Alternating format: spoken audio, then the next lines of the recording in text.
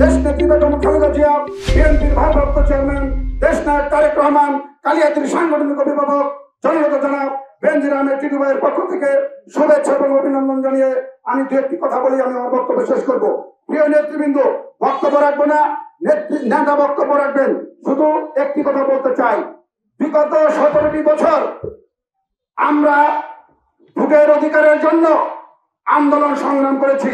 সেই আন্দোলন সংগ্রাম করতে গিয়ে ওই বিগত স্বৈরাচারী শেখ হাসিনা বিএনপির হাজার হাজার নেতা কর্মীদেরকে পাখির মতো গুলি করে হত্যা করেছে, শত শত নেতা কর্মীদেরকে ঘর ছাড়া করেছে, বাড়ি ছাড়া করেছে, গুম করেছে, হত্যা করেছে, এদেশের আলেম সমাজকে পাখির মতো গুলি করে হত্যা করেছে। সেই হত্যার কারণে ওই 5ই আগস্ট হাসিনার পতন হয়েছে। প্রিয় নেতৃবৃন্দ, আল্লাহর মার দুনিয়ার মার, আজকে হাসিনার যারা কর্মী বাহিনী তারা আজকে কোথায়? তারা কিন্তু আজকে দেশ ছাড়া হয়েছে। প্রিয় নেতৃবৃন্দ, আমি বক্তব্য রাখবো না, শুধু একটা কথা বলতে চাই। আমাদের প্রাণপ্রিয় নেতা বেনজির আহমেদ টিটু ভাই এখানে উপস্থিত হয়েছেন। বেনজির আহমেদ টিটু ভাই ঢাকা বিশ্ববিদ্যালয় থেকে রাজনীতি করে আজকে তিনি ঢাকা বিভাগীয় সহ সাংগঠনিক সম্পাদক হয়েছে। প্রিয় নেতৃবৃন্দ, বেনজির আহমেদ টিটু ভাই কিন্তু একদিনে কিন্তু তৈরি হয় নাই। অনেকে আপনারা বলতে পারেন বেনজির আহমেদ টিটু ভাই অনেকে দেখছেন, অনেকে দেখেন নাই।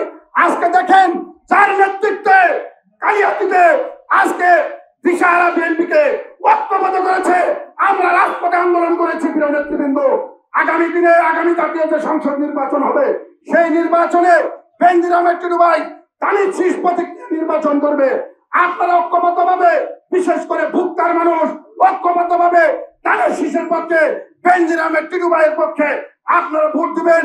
আগামী জাতীয় সংসদ নির্বাচনে আমরা বেনজির আহমেদ টিটু ভাইকে বিজয়ী করে ওই জাতীয় সংসদে আমরা পাঠাবো, এই আশাবাদ ব্যক্ত করে সকলকে ধন্যবাদ জানিয়ে আমি আমার বক্তব্য শেষ করছি।